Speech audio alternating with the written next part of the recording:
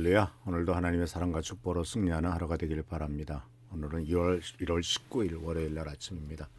이번 주는 어제 안고 목사님께서 말씀하셨던 사람이 떡으로만 사는 것이 아니오라고 하는 이 말씀을 좀 더 깊이 생각해 보면서 말씀으로 사는 공동체라고 하는 주제로서 나흘 동안 일주일 동안 계속 생각해 보려고 합니다. 사랑하는 성도 여러분, 톨스토이가 쓴 유명한 책 중에 하나가 바로 뭐냐면 사람은 무엇으로 사는가라고 하는 제목을 가진 책입니다. 하나님의 책망을 받아서 쫓겨난 천사가 이 땅에 내려와서 쫓겨나면서 천국으로 돌아올 수 있는 조건은 인간에 대해서 알아갖고 오라는 것이었죠. 그 중에 하나가 사람이 무엇으로 사는가라고 하는 질문의 답이었습니다. 이것은 단순히 철학적 질문이 아니죠. 우리들의 삶을 규정하는 가장 본질적인 질문입니다. 흔히 이렇게들 대답합니다. 먹고 사는 게 중요하다. 또 현실이 있지 않습니까? 생계가 우선이 아니니까 라고 말을 합니다. 아주 적나라한 시장의 말로서는 목구멍이 포도청이다 라고 하는 말 정도로 먹고 사는 문제가 굉장히 중요한 문제죠. 그런데 사실 이 생존은 중요하죠. 먹을 것, 입을 것, 거할 것이 아주 필수적이고 부정할 수 없는 현실이죠. 그런데 성경은 우리에게 더 근본적인 질문을 던집니다. 무엇으로 살고 있느냐라는 질문은 무엇을 먹고 있느냐가 아니라 너의 생명을 유지하는 것이 무엇으로 유지하느냐라고 하는 겁니다. 무엇이 너의 존재의 이유이냐, 왜 사느냐라고 하는 질문이죠. 왜 사냐, 무엇이 너의 인생에 의미를 주고 있느냐, 또는 무엇이 내가 살아가는 삶의 방향을 결정하느냐라고 하는 이러한 질문이 바로 근본적인 질문이죠. 사실 이스라엘 민족은 광야에서 아주 절박한 일을 경험했지 않습니까? 먹을 것이 없었죠. 마실 것도 없었습니다. 황량한 곳입니다. 그래서 농사 지을 땅도 없고 농사 지을 수도 없고, 낮에는 온도가 30도 40도씩 올라가고 밤에는 영하로 떨어지는 이와 같은 척박한 곳에서는 사냥할 짐승도 없고 채집할 열매도 없었습니다. 근 200만 명이나 되는 사람들이 먹을 것을 구할 수가 없었죠.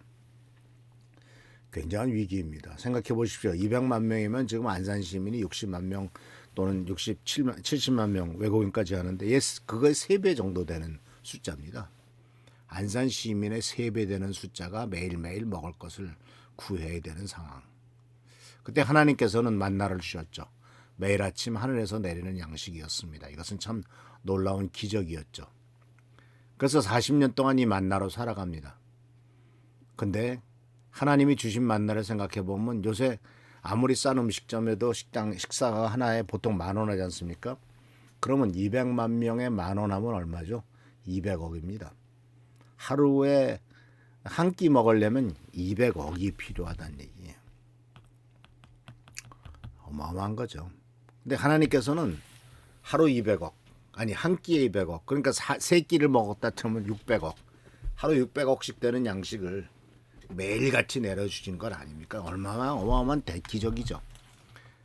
근데 하나님께서는 이 만나를 통해서 가르쳐 주시는 말씀이 오늘 말씀, 사람이 떡으로만 사는 것이 아니라 여호와의 입에서 나오는 모든 말씀으로 산다라고 하는 말씀을 가르쳐 주셨죠. 이건 단순히 영적인 격언이 아닙니다. 영적인 격언이 아니고 이것은 바로 생존의 법칙입니다. 인간의 존재의 본질에 대한 선언이죠. 사람으로는 떡으로만 살 수 없다. 물질적으로만은 안 된다. 하나님의 말씀이 필요하다. 물론 지금 우리가 살고 있는 시대는 광야가 아니에요. 먹을 것이 풍부합니다. 물질이 넘칩니다. 슈퍼마켓 가보면 정말 얼마나 많이 쌓여있는지 몰라요. 그리고 또한 정보도 범람하는 시대죠. 그런데 역설적이게도 우리는 영적으로 말씀 없이 살 수 있다고 착각할 수 있을 만큼의 풍요로움을 누리는 시대에 살고 있죠. 그렇기 때문에 교회를 다니면서도 말씀을 읽지 않습니다. 예배를 드리면서도 말씀을 듣지 않고 신앙생활을 하면서도 말씀대로 살지는 않습니다. 그래서 오늘 우리들에게 오히려 주님께서 묻고 계시죠. 도대체 너는 무엇으로 살고 있느냐라고 하는 것이 중요한 질문이고 그것에 대한 대답이 우리의 삶의 방향을 계속 결정할 것입니다.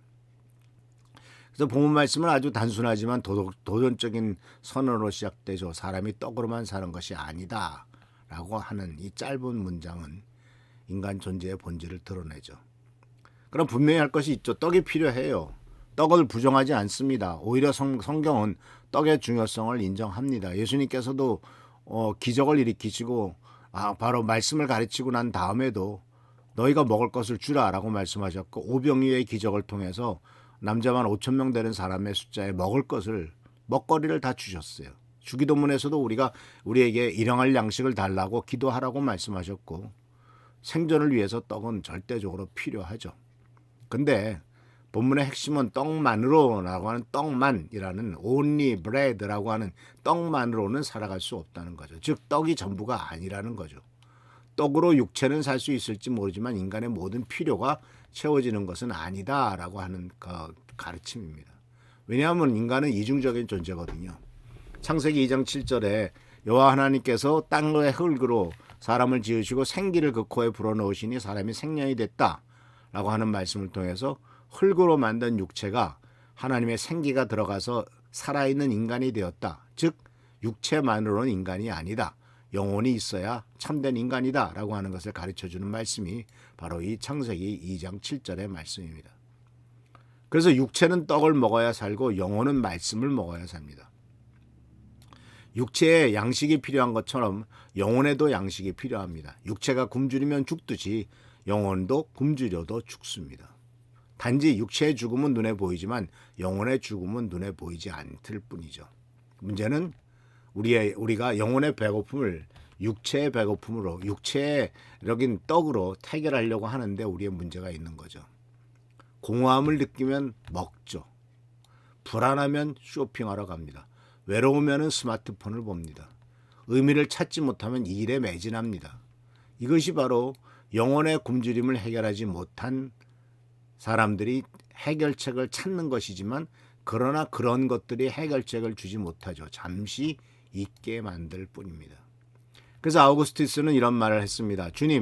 주님께서 우리를 주님을 향하도록 만드셨기에 우리의 마음은 주님 안에서 쉴 때까지 참된 안식을 얻지 못합니다.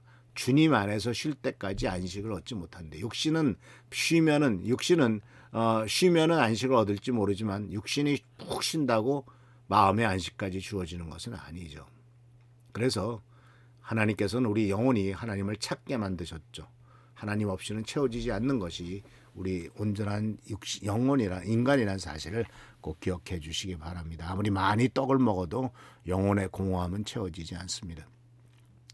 우리가 살고 있는 시대는 먹을 것이 없어서 문제가 되는 시대가 않고 너무 많아서 문제죠. 편의점은 24시간 열려 있고 배달 앱으로 언제든지 음식을 시켜 먹을 수가 있습니다. 식량 부족이 우리의 문제가 아니죠. 그런데도 여전히 사람은 공허하고 불안해하고 방향을 잃고 우울증이 증가하고 자살률이 높고 의미를 찾지 못하는 사람들이 늘어갑니다.